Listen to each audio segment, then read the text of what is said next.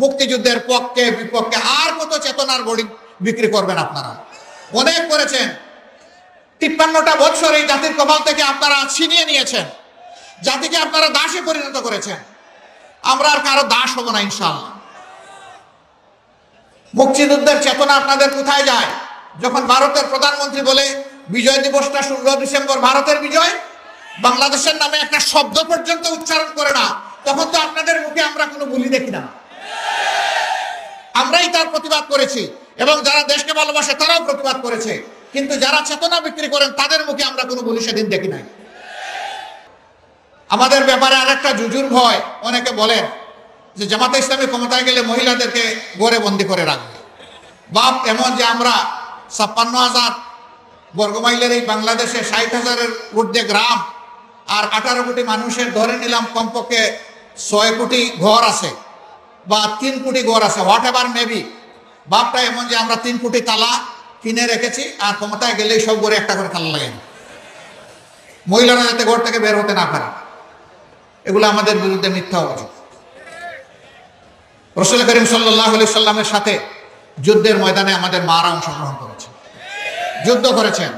কঠিন বিপদে রাসূল করিম সাল্লাল্লাহু আলাইহি সাল্লামের জন্য তারা ঢাল হয়ে যুদ্ধ করেছেন।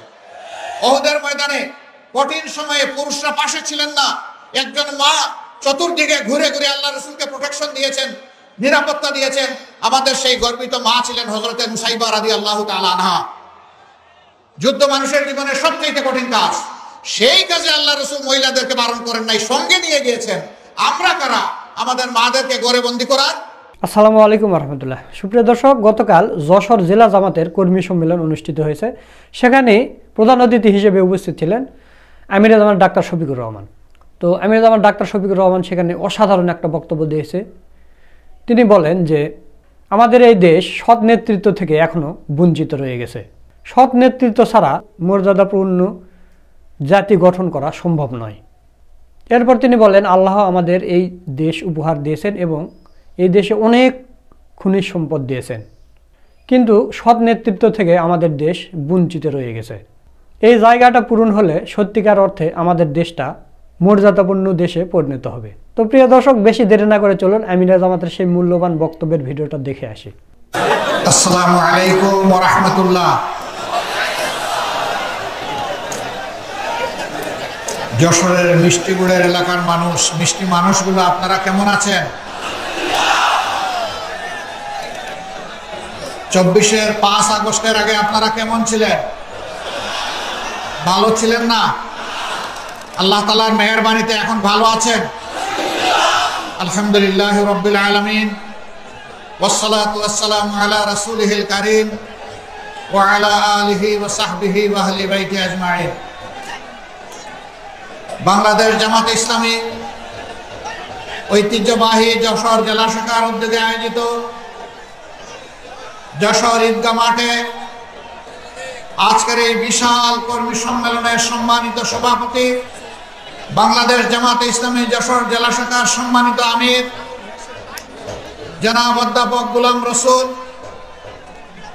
বিশেষ অতিথি বাংলাদেশ জামাত ইসলামীর কেন্দ্রীয় নির্বাহী পরিষদের সম্মানিত সদস্য জনাব মোবারক হুসাইন, কর্ম পরিষদ সদস্য বিশিষ্ট আলেমে দ্বীন মুহাদ্দিস আব্দুল খালেক, মঞ্চে বসা আঞ্চলিক, স্থানীয় এবং জেলা নেতৃবৃন্দ, বন্ধু সংগঠনের ভাই ও বোনেরা, সহকর্মী বন্ধুগণ, সাংবাদিক ভাইয়েরা, আল্লাহ তাবারক তাআলার শুকরিয়া আদায় করছি। আল্লাহ তাআলা যারা ধৈর্যশীল তাদের জন্য সুসংবাদ দিয়ে বলেছেন, ইয়া আইয়ুহাল্লাযীনা আমানুস্তাঈনু বিস-সাবরি ওয়াস-সালাহ। নামাজ এবং সবরের মাধ্যমে আল্লাহ তাআলা তার সাহায্য কামনা করতে বলেছেন। এরপরে বলেছেন এইরকম যারা করবে আমি তাদের সাথে আছি, ইন্নাল্লাহা মা'আস-সাবিরিন। আপনারা কি চান না যে আল্লাহ তাআলা আপনাদের সাথে থাকুন? তাহলে আশা করি এই ভাইদেরকে আপনারা আর কষ্ট দিবেন না। তারা তাদের পেশাগত দায়িত্ব পালন করছে। এর আড়ালে যারা পড়ে গেছেন আল্লাহ তাআলার দরবারে দোয়া করি তারা যদি চামড়ার চোখ দিয়ে আমাকে নাও দেখতে পারে, আল্লাহ যেন দিলের চোখ তাদের খুলে দেন। প্রিয় সম্মানিত ভাইরা, আমি দুঃখ প্রকাশ করছি এত বড় কর্মী সম্মেলন যশোর জেলার ভাইদের নিয়ে হলো, কিন্তু আমরা আমাদের বোনদেরকে এই ধরনের আয়োজনে আমরা সম্পৃক্ত করতে পারলাম না। ভবিষ্যতে ইনশাআল্লাহ আমরা চেষ্টা করব। ভাইয়েরা যারা এসেছেন তারা মনের পকেটে নিজের খোরাক নিয়ে যাবেন এবং বোনদের জন্য কিছু নিয়ে যাবেন, পরিবারের সবার জন্য নিয়ে যাবেন, সমাজের জন্য, আপনজন প্রিয়জনের জন্য নিয়ে যাবেন। তাহলে ঘাটতি ইনশাআল্লাহ কিছুটা পূরণ হবে। আমার প্রিয় সম্মানিত ভাই ও বোনেরা, বাংলাদেশ আমাদের প্রিয় দেশ। আল্লাহ তাআলা মেহেরবানি করে এই দেশের আমাদেরকে জন্ম দিয়েছেন। সুজলা সুফলা আমাদের প্রিয় দেশ, মাটির উপর সবুজ, মাটির নিচে খনিজ পদার্থ, জল ভরা, পানি ভরা। আল্লাহ তাআলা অনেক নিয়ামত আমাদেরকে দিয়েছেন। এদেশের বাতাসেও নিয়ামত, কিন্তু আমাদের কিসমতের একটা জায়গায় ঘাটতে রয়ে গিয়েছে। এটি আমাদের কারণে। এটি হচ্ছে আমরা সৎ নেতৃত্বের, আমানতদার নেতৃত্বের নিয়ামত থেকে এই জাতি এখনো বঞ্চিত থেকে গেল। এই জায়গাটা পরিপূর্ণ না হলে আমাদের প্রিয় জাতি সত্যিকার অর্থে মর্যাদাপূর্ণ জাতি হতে পারবে না। 24 সালের 5ই আগস্টের আগ পর্যন্ত বাংলাদেশে ছিল দুঃশাসন এবং দুর্নীতিতে পরিপূর্ণ। এই দলটি অতীতে যখনই ক্ষমতায় এসেছে এদেশের মানুষের উপর প্রতিশোধ নিয়েছে। তারা দুঃশাসন এবং দুর্নীতিতে দেশকে ডুবিয়ে দিয়েছে। এবারও তার ব্যতিক্রম হয়নি, বরঞ্চ গায়ের জুড়ে একটানা 15.5 বছর গদি ছিনতাই করে দেশ শোষণ করার কারণে এবারকার যন্ত্রণাটা, এবারকার জুলুমটা ছিল যে কোনো সময়ের চাইতে অনেক বেশি। আল্লাহ তাআলার দরবারে দোয়া করি, আল্লাহ তো চাইলে যে কাউকেই হেদায়েত দিতে পারেন। আমরা তাদের জন্য আল্লাহর দরবারে হেদায়েতের দোয়া করি। নিজেদের জন্য আমরা আল্লাহর দরবারে কামিল হেদায়েত ভিক্ষা চাই। আল্লাহ যেন আমাদেরকেও কামিল হেদায়েত নসিব করেন। বাংলাদেশের সমস্ত মানুষকে যেন হেদায়েতের জন্য আল্লাহ কবুল করেন। প্রিয় ভাইরা, তারা কি করেছে নিশ্চয়ই আমি আসার আগে সহকর্মীদের মুখ থেকে আপনারা সব শুনেছেন। আমি ওই কথাগুলো বলে আমার সময় আর নষ্ট করতে চাই না। শুধু আল্লাহর শুকরিয়া এতটুকু আদায় করতে চাই যে কল্পনাও করে নাই বাংলাদেশের মানুষ, বিশ্বের মানুষ, যে এই ধরনের একটি ফ্যাসিবাদী রেজিম, একটি শাসন এই বছরের আগস্টের 5 তারিখ শেষ হয়ে যাবে। এটা কেউ আমরা কল্পনা করি নাই। আসমান জমিনের মালিক বাংলাদেশের জনগণকে, মজলুম জনগণকে এটা উপহার দিয়েছে। আলহামদুলিল্লাহ রাব্বিল আলামিন। সমস্ত কৃতিত্ব আল্লাহ তাআলা। জমিনের কৃতিত্ব 18 কোটি মানুষের, মজলুম মানুষের। নেতৃত্বের কৃতিত্ব আমাদের গর্বের সন্তানদের। যারা রাস্তায় নেমেছিল তাদের একটি দাবি আদায়ের জন্য, কোটা সংস্কারের দাবিতে। এই দাবিকে সরকার পুরানা কায়দায় গায়ের জুড়ে হেলমেট এবং হাতুড়ি বাহিনী পাঠিয়ে গুলি আর বন্দুক দিয়ে দমন করতে চাইল। রংপুরে আমাদের একটি সন্তান, সে বুক খুলে ডানা মেলে দাঁড়িয়ে বলেছিল, বুকের ভিতরে তুমুল ঝড়, বুক পেতেছি, গুলি কর। তার আত্মবিশ্বাস ছিল। সে সঙ্গত, ন্যায়সঙ্গত দাবিতে ছাত্র সমাজের সাথে রাস্তায় নেমেছে, যুব সমাজের সাথে রাস্তায় নেমেছে। তার দেশের পুলিশ তার বুকে গুলি করবে না, কিন্তু দুর্ভাগ্য, স্বৈর শাসকের নির্দেশে পুলিশ পরপর 3টি গুলি করে তাকে শেষ করে দিল। আল্লাহ তাআলার দরবারে দোয়া করি আল্লাহ তাকে এবং তাদের এই দাবি আদায়ে জনগণকে মুক্তি দেওয়ার জন্য এই সংগ্রামে যারাই জীবন দিয়েছে আল্লাহ তাদেরকে শহীদ হিসাবে কবুল করুন। তাদের পরিবারকে আল্লাহ তাআলা উত্তম ধৈর্য ধারণের তৌফিক দান করুন। যারা আহত হয়েছে, পঙ্গু হয়েছে, আল্লাহ তাআলা তাদের প্রশান্তির হাত বুলিয়ে দিন এবং সেই সাথে তাদেরকে সুস্থতার পূর্ণ নিয়ামত আল্লাহ তাআলা দান করুন। পরিশেষে যারা রাস্তায় নেমেছিলেন বুক পেতে, তাদের বীরত্বগাথার জন্য তাদের প্রতি গভীর কৃতজ্ঞতা জানাচ্ছি, অভিনন্দন জানাচ্ছি। প্রিয় ভাইরা, নেতৃত্বের এই গৌরব আমাদের সন্তানদের শুধু নয়, আমাদের, কারণ তারা তো আমাদেরই সন্তান। বাবার জন্য সন্তান যখন কোনো কৃতিত্ব গৌরব বয়ে আনে, কার্যত এর সিংহভাগের অংশীদার হয় সেই বাবা মা। অতএব আমরা তাদের অভিভাবক হিসাবে আমরা খুবই গর্বিত। আল্লাহ তাআলার দরবারে দোয়া করি আল্লাহ তাআলা যুগে যুগে প্রতিদিন যেন এই জাতির মধ্যে এই ধরনের বীর সন্তান পয়দা করেন, যারা জাতির পাহারাদার হিসেবে কাজ করবে। আমার সম্মানিত ভাইয়েরা, আমি যে মাঠটিতে আজকে দাঁড়িয়ে কথা বলছি, এই মাঠটি যশোর শহরের একটা পুরাতন মাঠ। যশোর জেলাটি ব্রিটিশ আমল থেকে একটা পুরাতন জেলা। এটাকে কেন্দ্র করে পুরা দক্ষিণবঙ্গের এই অংশটা ছিল প্রশাসনিক এই জেলার আওতায়। কিন্তু আমি এর আগেও এই যশোর জেলায় এসেছি। এখানে যখন এই শহরে ঢুকে আমার যেন মনে হয় নূহ আলাইহিস সালামের বন্যার পানি এখানেও এসে লেগেছিল কিনা, কারণ এখানে কোনো উন্নয়ন ছোঁয়া নেই। একটা পুরাতন জেলা, তার তো চেহারা এতদিনে পাল্টে যাওয়ার কথা, কিন্তু জেলাটা অবহেলিত হয়ে আছে কেন? এটা কি বাংলাদেশের অংশ নয়? যশোর জেলার কি বাংলাদেশের উন্নয়নে কোনো অবদান নেই?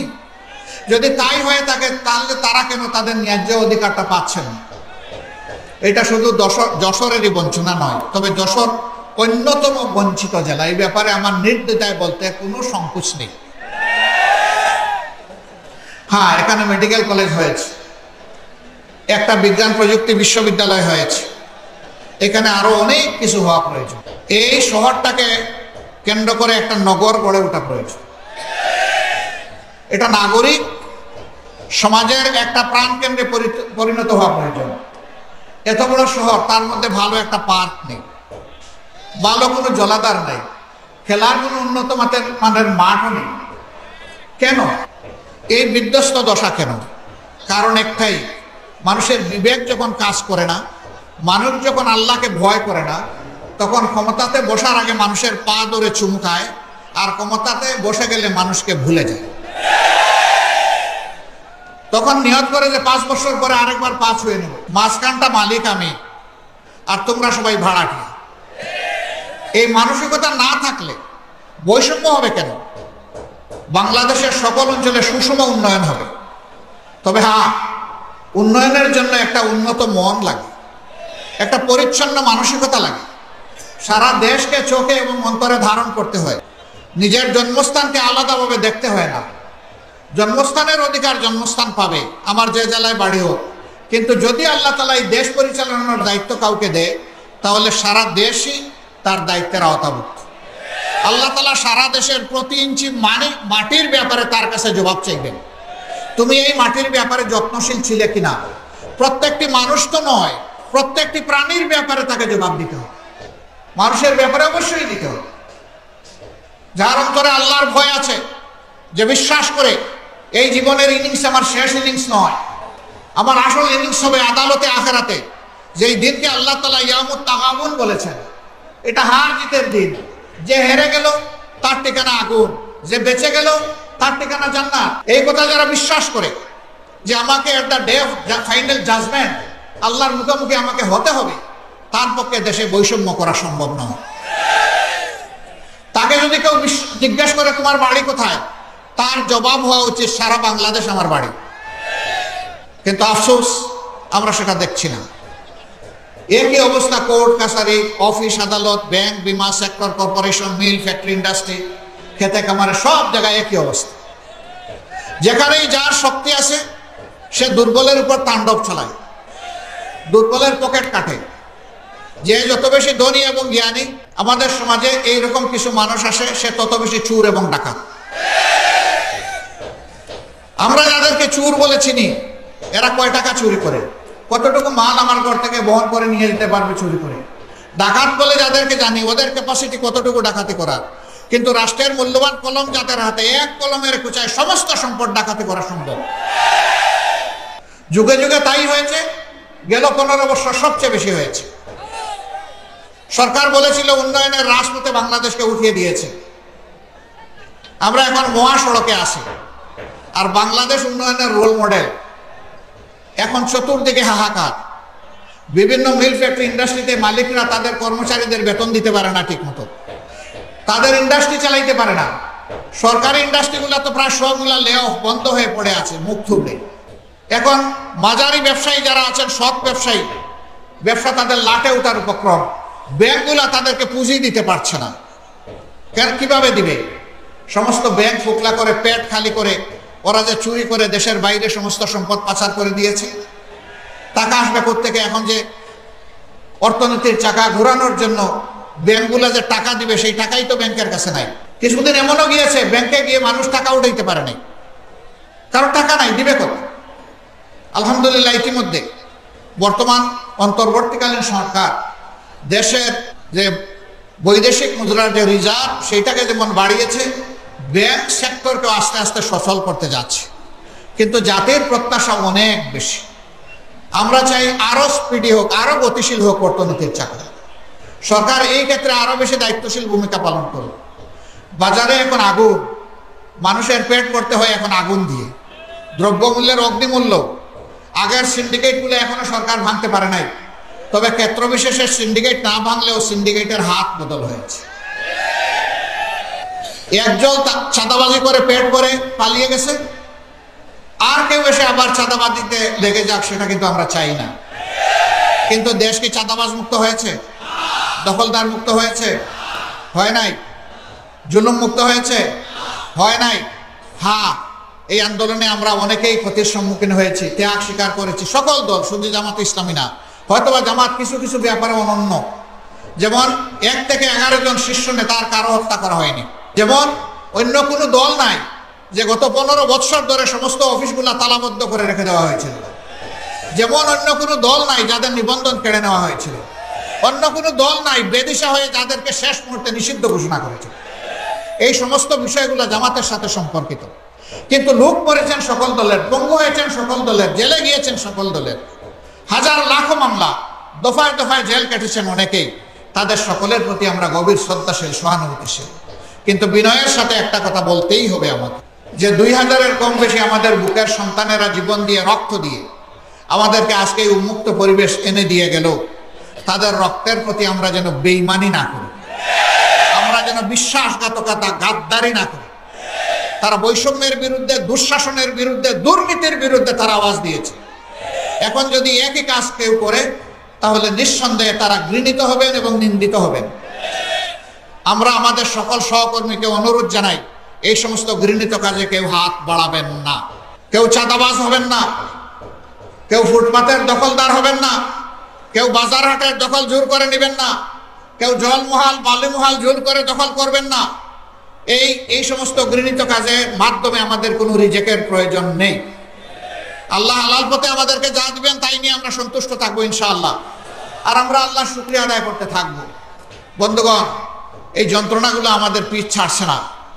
এরকম এখন আবার অনেকে তখন আক্রান্ত, আহত হয়েছেন, এখন মামলা করতে গিয়ে 500-700 মানুষের বিরুদ্ধে, 500-700 মানুষকে, একটা মানুষকে মারতে আসছিল না, আসলে 10 জন, 20 জন, 30 জন এসেছে।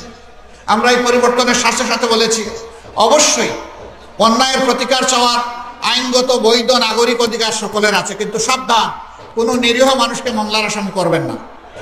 আমাদের সংগঠন কোথাও কোনো নিরীহ মানুষকে মামলার আসামি করেন। যারা করেছেন তাদের প্রতি বিনয়ী অনুরোধ, এই মামলা দিয়ে মেহরবানি করে, বাণিজ্য করে মানুষকে হয়রান করবেন না। যদি কেউ সত্যিকারের কালপ্রিট হয়, অবশ্যই তার নামে মামলা দেন।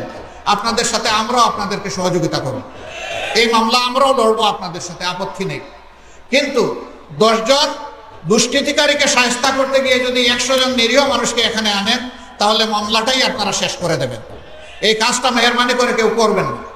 সম্মানিত ভাইয়েরা, এই বাংলাদেশে সবচেয়ে বেশি ক্ষতি হয়েছে আমাদের শিক্ষার। আজকে আমাদের যুবক যুবতীরা মাস্টার্স, গ্র্যাজুয়েশনের সার্টিফিকেট নিয়ে তারা এখন দুয়ারে দুয়ারে ঘুরে, তাদের কাঙ্ক্ষিত একটা চাকরি তারা পায় না। 2টি কারণে পায় না। একটা কারণ হলো, একটা গোষ্ঠীর কাছে সমস্ত মানুষের কিসমত হাইজ্যাক হয়ে গিয়েছে। এই গোষ্ঠী বাংলাদেশকে তাদের জমিদারি মনে করত। তাদের আনুগত্য যারা করবে না, তাদের জন্য এই দেশে বাঁচার কোনো অধিকার ছিল না। তাদের হাবভাবটা এরকম ছিল বন্ধুগণ। এখন তারা বিদায় নিয়েছে, এখন তো সেইটা থাকা উচিত নয়। কিন্তু শিক্ষা ব্যবস্থার যে বিধ্বস্ত অবস্থা, শিক্ষার যে মান হওয়া উচিত, বিশেষ করে নৈতিক মান থাকা উচিত, আমাদের শিক্ষা ব্যবস্থা এটা একেবারেই চলে গেছে, নাই। আমরা ইনশাআল্লাহ এই দেশটাকে শিক্ষা দিয়েই প্রথমে গড়া শুরু করবো, আল্লাহ যদি আমাদেরকে তো। কারণ শিক্ষা জাতির মেরুদণ্ড। যেই জাতিতে জ্ঞানী এবং শিক্ষিত মানুষ তৈরি হয়, এই জাতি বিশ্বের দরবারে বুক উঁচু করে দাঁড়ায়। আর যেই জাতিতে জ্ঞানী এবং শিক্ষিত মানুষ থাকে না, এই জাতি সবসময় বিশৃঙ্খলা এবং বিপর্যয়ের মধ্যে পড়ে থাকে। আমরা আমাদের জাতিকে আর বিশৃঙ্খলায় ফেলতে দিব না কাউকে ইনশাআল্লাহ। আমরা এমন শিক্ষা উপহার দিতে চাই যে আমাদের সন্তানেরা শিক্ষার পাঠ চুকিয়ে যখন বের হবে, সাথে একটা সার্টিফিকেট নিয়ে শুধু বের হবে না, সাথে একটা কাজ নিয়েও বের হবে ইনশাআল্লাহ। আমরা আমাদের যুবক যুবতীদের হাতকে কর্মীর হাতে পরিণত করতে চাই। সেই কর্মীর হাতগুলো এক মুহানা এনে আমরা আমাদের দেশকে গড়তে চাই, সামনের দিকে নিয়ে যেতে চাই। এবং এইভাবেই ভবিষ্যতের এই জেনারেশনের হাতে বাংলাদেশের দায়িত্ব আমরা তুলে দিতে চাই। আমাদের এই বক্তব্যকে কেউ কেউ বিকৃত রুচিবোধের জায়গা থেকে প্রশ্নবিদ্ধ করেন। তারা বলেন, আপনি কি দেশের মালিককে দায়িত্ব তুলে দেবেন? অবশ্যই আমি দেশের মালিকদের একজন, কারণ এই দেশে 18 কোটি মানুষ এই দেশের মালিক। সুতরাং একথা বলার বৈধ অধিকার আমার এবং সবার আছে। যারা এটা বলে আসলে তারাই মালিক হওয়ার জন্য দুঃস্বপ্ন দেখছে। তারা চায় না আমাদের যুবকরা এগিয়ে যাক। আমাদের যুবকদের এই নেতৃত্ব তাদের পছন্দ হয়নি। যাদের পছন্দ হয়েছে তারা তাদের প্রতি অবশ্যই দায়বোধ অনুভব করে এবং কৃতজ্ঞতা প্রকাশ করে। আমরা তাদেরকে পছন্দ করেছি, তারা আমাদের গর্বের দল, তারা আমাদের বীর, আমরা তাদের জন্য গর্বিত ইনশাআল্লাহ। আমার সম্মানিত ভাইয়েরা, বাংলাদেশ জামাত ইসলামী এমন একটা রাষ্ট্রের স্বপ্ন দেখে যেই রাষ্ট্রে আকাশ এবং পাতালের ব্যবধান থাকবে না নাগরিকদের মাধ্যমে। কেউ গাছতলায় আর কেউ বিষতলায়, এটা হবে না অবস্থা। একটা সামঞ্জস্য থাকবে, সমতা নয় ভারসাম্য থাকবে ইনশাআল্লাহ। অধিকারের জন্য হাহাকার করতে হবে না। বিচার বিভাগকে মেরুদণ্ড সোজা করে দেওয়া হবে, যাতে সেই বিচার বিভাগ রাষ্ট্রের প্রেসিডেন্টকেও দ্বিতীয় কোনো চোখে না দেখে, একই চোখে যেন দেখে, একই চোখে সমস্ত নাগরিককে দেখবে। তিনি কে এটা বিবেচ্য বিষয় নয়। তিনি অপরাধ করে থাকলে যেই অপরাধী হন তাকে বিচারের আওতায় আসতে হবে। সেই বিচার যখন কায়েম হবে, আলহামদুলিল্লাহ, ইনসাফ যদি সমাজে কায়েম হয়, তাহলে কাউকে অধিকার চাইতে হবে না। রাষ্ট্রের দায়িত্ব হবে অধিকারের খোঁজ নিয়ে যার অধিকার তার হাতে পৌঁছে দেওয়া। আমরা এমন একটি রাষ্ট্র দেখতে চাই। আমরা এমন একটি রাষ্ট্র দেখতে চাই যে রাষ্ট্রের নাগরিকদের মধ্যে আর কোনো বিভাজন বিভক্তি থাকবে না। সমস্ত দেশ এবং জনগণ ঐক্যবদ্ধ হবে। এই ঐক্যবদ্ধ নাগরিক সমাজই একটা ঐক্যবদ্ধ দেশ করবে ইনশাআল্লাহ। মুক্তিযুদ্ধের পক্ষে বিপক্ষে আর কত চেতনার গড়ি বিক্রি করবেন আপনারা? অনেক করেছেন। 53টা বছর এই জাতির কপাল থেকে আপনারা ছিনিয়ে নিয়েছেন। জাতিকে আপনারা দাসে পরিণত করেছেন। আমরা আর কারো দাস হব না ইনশাআল্লাহ। মুক্তিযুদ্ধের চেতনা আপনাদের কোথায় যায়? যখন ভারতের প্রধানমন্ত্রী বলে বিজয় দিবসটা 16 ডিসেম্বর ভারতের বিজয়, বাংলাদেশের নামে একটা শব্দ পর্যন্ত উচ্চারণ করে না, তখন তো আপনাদের মুখে আমরা কোনো বুলি দেখি না। আমরাই তার প্রতিবাদ করেছি এবং যারা দেশকে ভালোবাসে তারাও প্রতিবাদ করেছে, কিন্তু যারা চেতনা বিক্রি করেন তাদের মুখে আমরা কোনো বুলি সেদিন দেখি নাই। আপনাদের এই চেতনা, আপনাদের এই ভালোবাসা আপনারা রাখেন, এখন কোথায় রাখেন? 53.5 বছর এটা আমরা দেখেছি। এখন দেশকে তার আপন গতিতে আল্লাহর রাস্তার সামনের দিকে এগিয়ে যেতে সুযোগ দিন, রাস্তা পরিষ্কার করে দিন। আরেকটা বিভাজন লাগায়, সংখ্যাগুরু সংখ্যালঘু। কিসের সংখ্যাগুরু সংখ্যালঘু? এই দেশে আল্লাহ যাদেরকে পয়দা করেছেন তাদের সকলে এই দেশের গর্বিত নাগরিক। সকলের অধিকার, সাংবিধানিক অধিকার সমান। এখানে সংখ্যাগুরু সংখ্যালঘু কিসের? একটা মানুষ তার পছন্দ মতো ধর্ম সে কবুল করবে। ইসলাম ধর্ম কাউকে এই ব্যাপারে জোর জবরদস্তি করার এখতিয়ার দেয় নাই। ধর্ম বর্ণ মিলেমিশে আমরা এই দেশে বসবাস করব। আল্লাহর কাছে যার যার জবাবদিহি তার তার। আরেকজনের জবাব আমাকে দিতে হবে না, আমার জবাব আরেকজনকে দিতে হবে না। সুতরাং এখানে ধর্ম নিয়ে কোনো বাড়াবাড়ি এবং বিভাজন বিভক্তি চলবে না। অধিকার খর্ব করা চলবে না। এরা এই কথাগুলো বলে কার্যত নির্দিষ্ট ধর্মের ভাই বোনদেরকে এরা ক্ষতি করেছে, শোষণ করেছে, লাঞ্ছিত করেছে। এদের অধিকার অনেক ক্ষেত্রে তারা কেড়ে নিয়েছে। কিন্তু দুঃখের বিষয়, যারা কেড়ে নেয় তাদের ব্যাপারে আওয়াজ না দিয়ে এদেশের দেশপ্রেমিক ইসলামপন্থী দলগুলোর বিরুদ্ধে আওয়াজ দেওয়া হয়। এর কারণে ডাকাতরা আরো দ্বিগুণ উৎসাহ নিয়ে ডাকাতি করে, তাদের ক্ষতি করে। আমি 13 সালে জাতিসংঘের মানবাধিকার কমিশনকে চিঠি লিখেছিলাম। আমাদের বিরুদ্ধে এই সংক্রান্ত যত অভিযোগ করা হয়েছে, আমি সেই অভিযোগের বিচার চাই। আমি চাই জাতিসংঘের অধীনে একটা নিউট্রাল ইনকোয়ারি কমিটি করা হোক। সেই ইনকোয়ারি কমিটি বাংলাদেশে আমরা আসলে আমরা সর্বাত্মক সহযোগিতা করব। ওই ইনকোয়ারি কমিটির ইনকোয়ারিতে আমিও যদি দোষী সাব্যস্ত হই, আমি আমার বিচার চাই। আমরা দেখতে চাই কারা বিভিন্ন ধর্মের মানুষের জায়গা জমি দূর করে দখল করে তাদের ইজ্জতের উপর হাত দিয়ে তাদের সম্পদ লুণ্ঠন করে তাদের ক্ষতি করেছে। আমরা শতপত্র চাই, তখন হয় নাই, এখনো দাবি করি হোক। এটা না হওয়ার চাইতে যে কোনো সময় হোক। আমরা পরিষ্কার বলতে চাই, আমাদের হিন্দু বৌদ্ধ খ্রিস্টান ভাইয়েরা যারা আছেন, আমরা যেমন এদেশের নাগরিক, আপনারাও সেই দেশের নাগরিক। আর যদি কেউ আপনাদেরকে মাইনরিটি বলে, তাহলে আপনারা মুখের উপর চিৎকার দিয়ে বলবেন, আমরা মাইনরিটি নই, মেজরিটি নই, সমান অধিকারের ভিত্তিতে এই দেশের নাগরিক। আমি আমার নাগরিক অধিকার চাই। আমাদের ব্যাপারে আরেকটা জুজুর ভয়, অনেকে বলেন যে জামাতে ইসলামী ক্ষমতায় গেলে মহিলাদেরকে ঘরে বন্দি করে রাখবে। বাপ এমন যে আমরা 56,000 বর্গমাইলের এই বাংলাদেশে 60,000-এর ঊর্ধ্বে গ্রাম আর 18 কোটি মানুষের ধরে নিলাম কমপক্ষে 6 কোটি ঘর আছে বা 3 কোটি ঘর আছে, হোয়াট এভার মেবি, বাপটা এমন যে আমরা 3 কোটি তালা কিনে রেখেছি আর ক্ষমতায় গেলেই সব ঘরে একটা করে তালা লাগাই, মহিলারা যাতে ঘর থেকে বের হতে না পারে। এগুলো আমাদের বিরুদ্ধে মিথ্যা অভিযোগ। রাসূল করিম সাল্লাল্লাহু আলাইহি সাল্লামের সাথে যুদ্ধের ময়দানে আমাদের মারা অংশগ্রহণ করেছে, যুদ্ধ করেছেন। কঠিন বিপদে রাসূল করিম সাল্লাল্লাহু আলাইহি সাল্লামের জন্য তারা ঢাল হয়ে যুদ্ধ করেছেন। উহুদের ময়দানে কঠিন সময়ে পুরুষরা পাশে ছিলেন না, একজন মা চতুর্দিকে ঘুরে ঘুরে আল্লাহ রাসূলকে প্রোটেকশন দিয়েছেন, নিরাপত্তা দিয়েছেন। আমাদের সেই গর্বিত মা ছিলেন হযরতে নুসাইবা রাদিয়াল্লাহু তাআলা আনহা। যুদ্ধ মানুষের জীবনের সবচেয়ে কঠিন কাজ, সেই কাজে আল্লাহ রাসূল মহিলাদেরকে বারণ করেন নাই, সঙ্গে নিয়ে গিয়েছেন। আমরা কারা আমাদের মাদেরকে ঘরে বন্দী করার? যিনি বাইরে গিয়ে দেশের উন্নয়নে অবদান রাখতে পারবেন, আগ্রহী, তার যোগ্যতা, তার দক্ষতা তাকে সঠিক জায়গায় নিয়ে যাবে ইনশাআল্লাহ। তারা দুইটা বাড়তি জিনিস সেদিন বুক করবেন, একটা হচ্ছে তাদের সম্মান, আর একটা হচ্ছে তাদের নিরাপত্তা। এখন সমাজে তাদের মর্যাদাও স্বীকার করা হয় না, আর নিরাপত্তা তো দেওয়াই হয় না। তারা বিভিন্ন জায়গায় বিভিন্নভাবে তারা লাঞ্ছিত হন, অপদস্থ হন। যখন পুরাণিক সমাজ কায়েম হবে ইনশাআল্লাহ তাআলা আযীম, তারা এই দেশে বসবাস করে বলবেন আমি এ দেশের একজন গর্বিত মা। সেদিনটি আসুক, আমরা আল্লাহর দরবারে দোয়া করি। আমরা সমস্ত মায়ের জাতিকে মা হিসাবে, এক চালাক বন্ধু আমাকে একদিন জিজ্ঞেস করে স্ত্রীকে কি হিসাবে দেখবো, তারেও কি মা হিসাবে দেখবো? হ্যাঁ, তারেও মা হিসাবে দেখবেন, তবে আপনার মা না, আপনার সন্তানের মা। দুনিয়ায় দুইজন মাত্র মানুষ এসেছে যারা মায়ের পেট ছাড়া দুনিয়ায় জন্ম নিয়েছেন, একজন হযরতে আদম আলাইহিস সালাম, আরেকজন তার সঙ্গে হযরতে হাওয়া আলাইহিস সালাম। আর কোনো মানুষ দুনিয়া পয়দা হয়নি মায়ের পেট ছাড়া।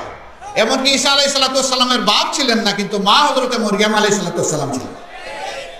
অতএব মায়ের কাছে আমরা সবাই ঋণী। আমরা আসলেই আমাদের মায়ের জাতকে, মায়ের জাতের সম্মানটাই ফিরাইয়া দিতে চাই। আল্লাহ যেন সেই শক্তি আমাদেরকে দান করুন।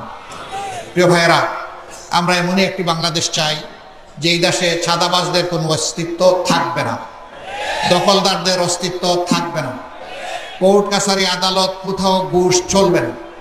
বলবেন এত অল্প বেতনে তখন চলবে কেমনে মানুষগুলো? হ্যাঁ, সেই ক্ষেত্রে বেতন বৈষম্য দূর করে সেটাকে সমন্বিত করা হবে ইনশাআল্লাহ। এখন তো বেতন দেই না বলে 100 গুণ বেশি নিয়ে যায়, তখন দ্বিগুণ বাড়াই দিলে মানুষ শান্তির সাথে এই দেশে বসবাস করবে ইনশাআল্লাহ।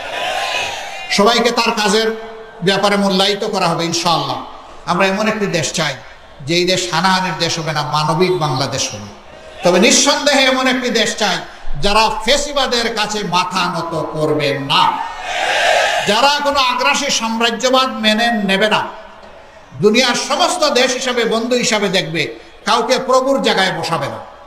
এমন একটি জাতি আমরা গড়তে চাই। আপনারা কি সেই জাতি গড়তে চান? শিওর। বাংলাদেশ জামাত ইসলামী অঙ্গীকারবদ্ধ। আপনাদেরকে হাত মজবুত করতে হবে, দিল শক্ত করতে হবে, কদম চালু করতে হবে, দৃষ্টি প্রসারিত করতে হবে এবং হৃদয় প্রসারিত করতে পারবেন। বড় চ্যালেঞ্জের কথা বলে দিলাম, সহজে করা কিন্তু অত সহজ না, তবে ইনশাআল্লাহ আমাদেরকে পারতেই হবে। এই সংগঠনটি বাদ দেওয়ার কারে নিয়ে এই দেশের মানুষ স্বপ্ন দেখবে একটু বলেন তো? কারে নিয়ে স্বপ্ন দেখবে একটা দুর্নীতিমুক্ত দেশ হবে? কারে নিয়ে স্বপ্ন দেখবে একটা চাঁদাবাজ মুক্ত দেশ হবে? কারে নিয়ে স্বপ্ন দেখবে একটা দুঃশাসন মুক্ত দেশ হবে? আপনাদের দিকে মানুষ চেয়ে আছে। বন্ধুগণ, এগিয়ে আসতে হবে। আমরা এই কাজের জন্য তৈরি আছেন? তাইলে আরো কুরবানির জন্য তৈরি, আরো কুরবানির জন্য তৈরি হন। আপনাদের মাধ্যমে সমাজের মানুষের কাছে আমি দুই একটা জিনিস চাইব। নাম্বার 1, আমরা যদি দেশের জন্য, জাতির জন্য কাজ করি, আমরা আপনাদের একটু ভালোবাসার কাঙ্গাল, আপনারা যেন আমাদেরকে একটু ভালোবাসা উপহার দেন। নাম্বার 2, ভালোবাসার সাথে আপনাদের যেন একটু সমর্থন এবং সহযোগিতা পাই। নাম্বার 3, সমর্থন সহযোগিতার পাশাপাশি জাতীয় চ্যালেঞ্জ মোকাবিলায় আপনাদেরকে যেন আমরা আমাদের পাশে পাই। নাম্বার 4, এই জাতিকে বদলে দেওয়ার জন্য আপনাদের অন্তরে যেন আমাদের জন্য একটা জায়গা পাই। এই 4টা জিনিস যদি দেশবাসী আমাদেরকে উপহার দেন, আমরা দেশবাসীর কাছে চিরকৃতজ্ঞ থাকব। ক্ষমতায় যাওয়া আমাদের উদ্দেশ্য নয়, দেশে একটা সুশাসন কায়েম করা আমাদের মূলত উদ্দেশ্য। সম্মানিত ভাইয়েরা, বলছিলাম যে অনেক মানুষ শহীদ হয়েছে, যশোরেও শহীদ হয়েছে। যশোরের 4 জন সন্তান এই আন্দোলনের সময় এই মাটিতেই শহীদ হয়েছে। আমরা তাদের সকলের প্রতি কৃতজ্ঞতা জানাই। আমরা শ্রদ্ধা করে তাদেরকে অন্তরে ধারণ করব। বিগত 15.5 বছরে যারা এই ফেসিবাদের বিরুদ্ধে লড়াই করতে গিয়ে শহীদ হয়েছেন, আমি আমার ভাই বোনদেরকে অনুরোধ করব, শহীদ পরিবারগুলোকে আপনারা আপনাদের নিজের বুকে শ্রদ্ধার সাথে ধারণ করবেন, তাদের সাথে এবং পাশে থাকবেন ইনশাআল্লাহ। উলামায়ে কেরাম জাতিকে বিপদের সময় পথ দেখান। বিগত সরকার সেই উলামায়ে কেরামদেরকেও সহ্য করতে পারেনি, দফায় দফায় তাদেরকে কষ্ট দিয়েছে, হেফাজতের সাথে কি আচরণ করেছে, হাজার হাজার আলেমকে বন্দি করে হাতে হ্যান্ডকাপ, পায়ে বেড়ি, এক জেল থেকে আরেক জেলে টানাটানি এবং লাঞ্ছনাকর অপমানজনক আচরণ তাদের সাথে করেছে, সহ্য করার মতো না। অথচ সেই উলামায়ে কেরামের পিছনে দাঁড়াই আমরা সকলে নামাজ আদায়, তারাই আমরা মরে গেলে আমাদের লাশটা সামনে নিয়ে জানাজার নামাজ আদায় করি। আর তাদের সাথে এই নিষ্ঠুর আচরণ, আল্লাহর আরশ কেঁপেছে সেদিন, তাদের চোখের পানিতে শহীদের রক্তের ফোঁটায় আল্লাহর আরশ নিশ্চয়ই কেঁপে উঠেছে। এই সব কিছুর ফসল হচ্ছে বর্তমান বাংলাদেশ। এটি একটি অপূর্ব সুযোগ, আল্লাহ তাআলা দুয়ার খুলে দিয়েছেন বাংলাদেশকে তার সঠিক রাস্তায় উঠিয়ে দেওয়া। আসুন আমরা সবাই মিলে অঙ্গীকারবদ্ধ হই, একটা ঐক্যবদ্ধ ফেসিবাদ এবং সাম্রাজ্যবাদ বিরোধী জাতি গঠনের মাধ্যমে আমরা সামনের দিকে এগিয়ে যাব।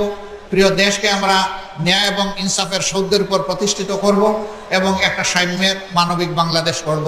আল্লাহ আমাদের সহায় হন। আল্লাহ হাফিজ। বাংলাদেশ জিন্দাবাদ। বাংলাদেশ জামাতে ইসলামী জিন্দাবাদ। আসসালামু আলাইকুম ওয়া রাহমাতুল্লাহ। দর্শক, আপনারা আমিরে জামাত ডাক্তার শফিকুর রহমানের ভিডিওটা দেখলেন, তো তার কথাগুলো আপনাদের কাছে কেমন লেগেছে? যদি ভালো লাগে ভিডিওটা শেয়ার করবেন, লাইক করবেন। নিত্য নতুন এরকম জামাত শিবিরের আপডেট ভিডিও পেতে আমাদের চ্যানেলটা সাবস্ক্রাইব করে রাখবেন। আজকের ভিডিও এ পর্যন্তই। সকলকে ধন্যবাদ। আসসালামু আলাইকুম ওয়া রাহমাতুল্লাহ।